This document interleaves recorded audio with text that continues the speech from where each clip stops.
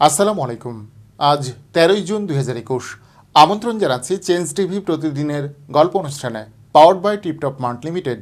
পুরো অনুষ্ঠানের উপস্থাপক হিসেবে থাকছি আমি মোহাম্মদ সাদিক হোসেন। প্রিয় দর্শক, আজকের প্রতিদিনের গল্পে যা থাকছে শুরুতেই তার এক ঝলক দেখিয়ে দিচ্ছি।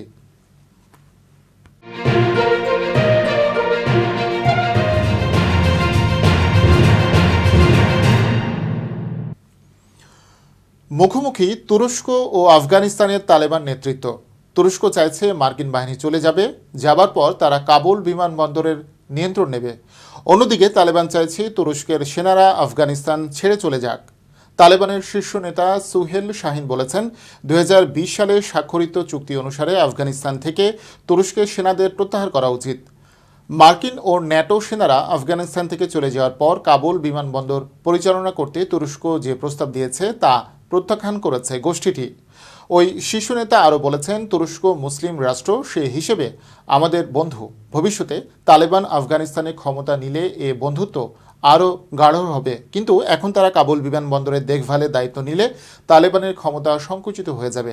সুহেল শাহিন বলেন, তুরস্ক সরকার কৌশলে কাবুল বিমানবন্দরে তাদের আধিপত্য ধরে রাখতে চাইছে। এর মধ্য দিয়ে কাবুল বিমানবন্দরে দখলের পরিকল্পনা থাকতে পারে বলে আশঙ্কা ওই নেতার। তুরস্কের পক্ষ থেকে কাবুল বিমানবন্দরের নিরাপত্তা নিশ্চিত করার প্রস্তাবের সম্ভাব্য সব দিক নিয়ে আলোচনা করেছেন তুরস্ক ও যুক্তরাষ্ট্রের কর্মকর্তারা বলে জানা গেছে। রয়টার্সের পক্ষ থেকে এ বিষয়ে তালেবানের মতামত জানতে চাইলে দোহা ভিত্তিক মুখপাত্র সুহেল শাহিন জানান, 20 বছর ধরে তুরস্ক ন্যাটোর অংশ ছিল, ফলে যুক্তরাষ্ট্রের সঙ্গে 2020 সালের 28 ফেব্রুয়ারিতে স্বাক্ষরিত চুক্তি অনুসারে তুরস্কের সেনাদের আফগানিস্তান ছাড়তে হবে। এ বিষয়ে যুক্তরাষ্ট্র ও তুরস্কের পররাষ্ট্র মন্ত্রণালয়ের প্রতিক্রিয়া জানাতে পারেনি রয়টার্স। তবে যুক্তরাষ্ট্রের প্রতিরক্ষা দফতর পেন্টাগন এক বিবৃতিতে জানিয়েছে, মার্কিন প্রতিরক্ষা মন্ত্রী বৃহস্পতিবার তুরস্কের প্রতিরক্ষা মন্ত্রী হুলুসি আকারের সঙ্গে দ্বিপক্ষীয় সহযোগিতা ও আঞ্চলিক ইস্যু নিয়ে আলোচনা করেছেন। নাম প্রকাশে অনিচ্ছুক এক মার্কিন কর্মকর্তা জানান, তারা তুরস্কের প্রস্তাবকে স্বাগত জানাচ্ছেন, কিন্তু এই কাজের জন্য যুক্তরাষ্ট্রের কাছ থেকে অনেক কিছু চাইছে আঙ্কারা। আগামী সোমবার ন্যাটো নেতারা আফগানিস্তান ইস্যুতে আলোচনা করবেন। এই সময়ে তুরস্কের প্রেসিডেন্ট রিসেপ তায়েব এরদোয়ান প্রথমবারের মতো মার্কিন প্রেসিডেন্ট জো বাইডেনের সঙ্গেও বৈঠক করবেন।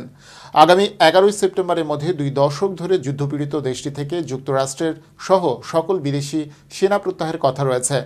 এর মধ্যে আফগানিস্তানে ব্যাপক অঞ্চল দখলে নিয়েছে তালেবান যোদ্ধারা। বিশ্লেষকরা বলছেন, বিদেশি সেনা চলে গেলে তালেবানরা আফগানিস্তানের ক্ষমতা দখল করে নেবে। জাতিসংঘের তথ্য বলছে, আফগানিস্তানের 50 থেকে 70% এলাকা এখন তালেবানের নিয়ন্ত্রণে। রাজধানী সন্নিকটে পৌঁছে গেছে তালেবান। কাবুল থেকে মাত্র 30 কিলোমিটার দূরে অবস্থান করছে ইসলামপন্থী এই সশস্ত্র গোষ্ঠী। সারা দেশে নির্মিত হচ্ছে মডেল মসজিদ ও ইসলামী ও সাংস্কৃতিক কেন্দ্র। ইতিমধ্যে এর কয়েকটি উদ্বোধন করেছেন প্রধানমন্ত্রী শেখ হাসিনা। প্রতিটি কেন্দ্রে বিভিন্ন পদে নিয়োগ দেওয়া হচ্ছে ইমাম, মুয়াজ্জিন সহ আলিমদের। মসজিদগুলো ঘিরে নিজস্ব পরিকল্পনা করছে হেফাজতে ইসলাম।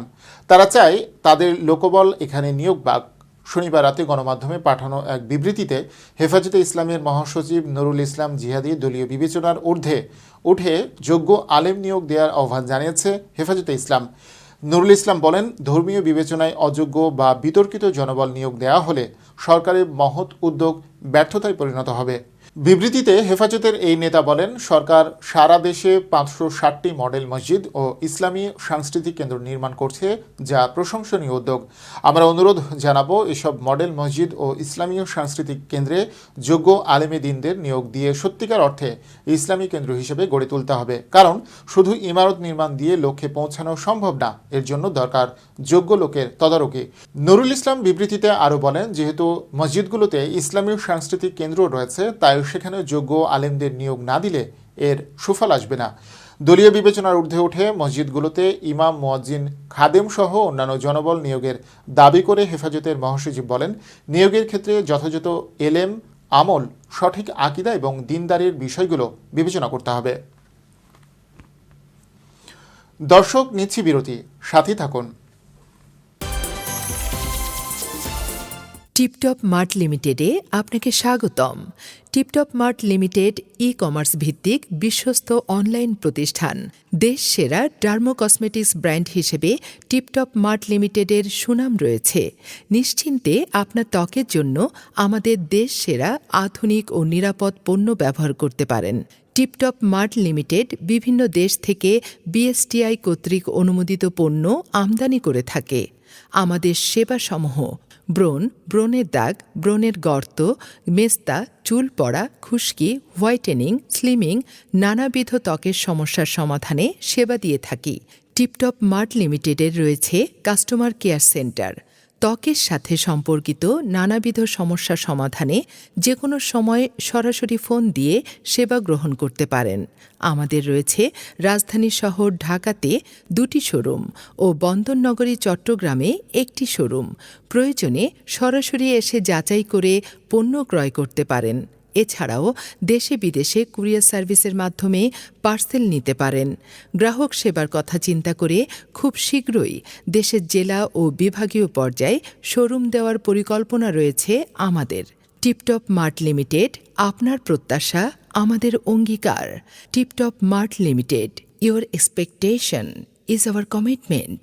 আধুনিক প্রযুক্তি আর দেশীয় ঐতিহ্যের সমন্বয়ে শতভাগ গুণগত মান নিশ্চিত করে আবাবিল ট্রেডিং ফুড প্রোডাক্টস লিমিটেড বাজারে নিয়ে এলো খাঁটি সরিষার তেল, কালো জিরার তেল, জিরা গুঁড়া, হলুদের গুঁড়া, মরিচের গুঁড়া, ধনিয়ার গুঁড়া, খাঁটি ঘি, মধু, কাজু বাদাম, কাঠবাদাম, liquid detergent powder, hand wash, Harpic, কিসমিস সহ নিত্য প্রয়োজনীয় পণ্য বাছাইকৃত কাঁচামাল স্বাস্থ্যসম্মত উপায়ে প্রক্রিয়াজাত করে তৈরি হয় আবাবিলের একটি খাঁটি পণ্য, যা অত্যন্ত যত্নের সাথে পৌঁছে যায় আপনার হাতে।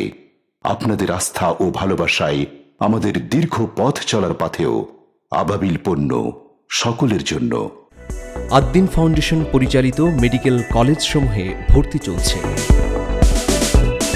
ভর্তি সংক্রান্ত তথ্যের জন্য যোগাযোগ করুন Addin women's medical college, Addin Sakina women's medical college, Bashundhara Addin medical college, Addin Akij medical college. Bangladesh, Bharat ও পাকিস্তানের নামকরা সব ড্রেস নিয়ে গড়ে উঠেছে গার্লস ফ্যাশন কর্নার। মানসম্মত কাপড় নিয়ে আপনাদের সকলের চাহিদা মেটানোর জন্য আমরা নিয়ে এসেছি বিশাল কালেকশনের অনলাইন ড্রেস স্টোর। অতিরিক্ত দাম বা বাজেটের বাইরে মূল্য থাকায় পছন্দের ড্রেস কিনতে না পারার মতো খারাপ লাগার বিষয় খুব কমই রয়েছে। তাই আপনাদের কথা মাথায় রেখেই আমাদের অসাধারণ সব ড্রেস পাওয়া যাচ্ছে অত্যন্ত সুলভ মূল্যে। আমাদের কাস্টমারদের সুন্দর সুন্দর সব রিভিউ আমাদের বিশ্বাসযোগ্যতা আর নির্ভরতার গ্যারান্টি দেওয়ার জন্য যথেষ্ট। আর এই সব কোয়ালিটি প্রোডাক্টের সাথে সাথে আরও একটি গুরুত্বপূর্ণ বিষয় হলো বিক্রেতাদের ব্যবহার।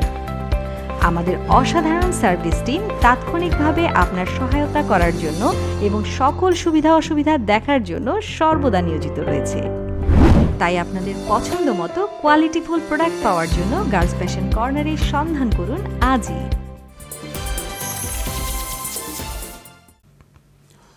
স্বাগত আবারও প্রত্যেককে আমন্ত্রণ প্রতিদিনের গল্প অনুষ্ঠানে। ইসরায়েলের বিদায়ী প্রধানমন্ত্রী বেনিয়ামিন নেতানিয়াহুর সামনে ঘোর বিপদ। ক্ষমতা ত্যাগ করার পর দুর্নীতির অভিযোগে তার 10 বছরে কারাদণ্ড হতে পারে।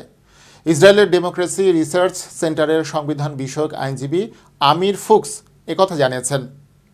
তিনি শনিবার তেল আবিবে বলেন, দুর্নীতি, তহবিল, তসরুফ ও প্রতারণার অভিযোগে 2020 সালের মে মাস থেকে আদালতে নেতানিয়াহুর বিচার চলছে।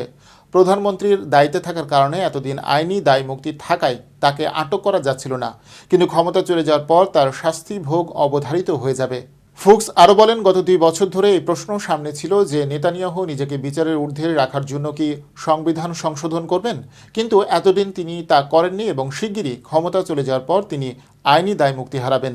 তার বিরুদ্ধে যেসব অভিযোগ রয়েছে তাতে তার সর্বোচ্চ 10 বছরে কারাদণ্ড হতে পারে। ইসরায়েলের পাবলিক প্রসিকিউটর নেতানিয়াহুর বিরুদ্ধে দুর্নীতির একাধিক মামলায় 3টি চার্জশিট দিয়েছেন। 2009 সাল থেকে একটানা ইসরায়েলের প্রধানমন্ত্রীর দায়িত্বে থাকা নেতানিয়াহু এ পর্যন্ত নিজের বিচার কাজকে ভিন্ন খাতে প্রবাহিত করার জন্য ব্যাপক প্রচেষ্টা চালিয়েছেন।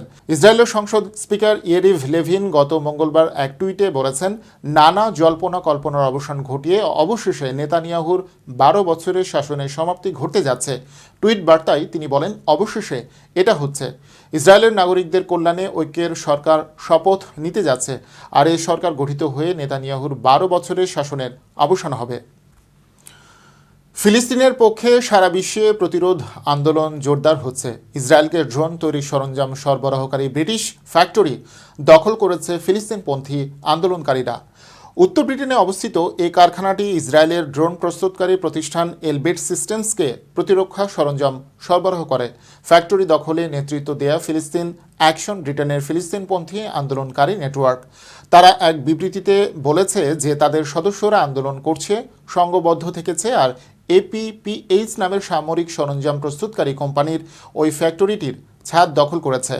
ইসরায়েলি অস্ত্র প্রস্তুতকারী এলবিট সিস্টেমসের জন্য সামরিক প্রযুক্তি ও ল্যান্ডিং গিয়ার সরবরাহ করে এপিপিএইচ নামের এই প্রতিষ্ঠানটি। এছাড়া ফিলিস্তিনপন্থী এই আন্দোলনকারীরা এই কারখানার ভেতরে গিয়ে ড্রোন ও বিমানের যন্ত্রপাতি ভাঙার জন্য প্রবল বেগে প্রবেশ করেন। এ সময় তারা এই কারখানার বিভিন্ন সম্পদ বিনষ্ট করেন। তারা ফ্লাড লাইট, ভেন্টিলেটর, জানালা ও ক্যামেরা ভাঙচুর করেন। তারা রক্তলাল রঙের পেইন্ট সমগ্র ছাদ জুড়ে ছড়িয়ে দেন। তারা কারখানাটির ছাদ দখল করে ওই ফ্যাক্টরির কাজ বন্ধ করে দেন বলে জানিয়েছে ওই ফিলিস্তিনপন্থী সংগঠন ফিলিস্তিন অ্যাকশন। তারা অনলাইনে যে ছবি প্রকাশ করেছেন তাতে দেখা গেছে ফিলিস্তিন অ্যাকশনের বিক্ষোভকারীরা ফ্যাক্টরির ছাদে অবস্থান করছেন এবং ফিলিস্তিনের পতাকা ওড়ান। তারা সমগ্র ছাদ লাল রং দিয়ে রাঙিয়ে দেন। ফিলিস্তিন অ্যাকশন জানিয়েছে তারা এলবিট সিস্টেমসের সাথে সংশ্লিষ্ট সকল কারখানায় এমন কঠোর ব্যবস্থা নেবেন বলে জানিয়েছেন। যতদিন পর্যন্ত না এই কোম্পানিটি ফিলিস্তিনের বিরুদ্ধে ইসরায়েলের যুদ্ধাপরাধে সাহায্য করবে, ততদিন পর্যন্ত সংগঠনটি এমন ব্যবস্থা নেবে। দর্শক, এর মধ্যে দিয়ে শেষ করছি প্রতিদিনের গল্পের আজকের গল্প। প্রিয় দর্শক, changetv.press বাংলাদেশের ইউটিউব জার্নালিজমের অগ্রদূত। ভিজিট করুন এর ওয়েবসাইট www.changetv.press, ইউটিউব youtube.com/changetv.press এবং সাবস্ক্রাইব করুন চ্যানেলটি। নিয়মিত লাইক, কমেন্ট ও শেয়ার করে আপডেট রাখুন নিজেকে। ভালো থাকুন, নিরাপদে থাকুন। সবাইকে অন্তহীন শুভেচ্ছা।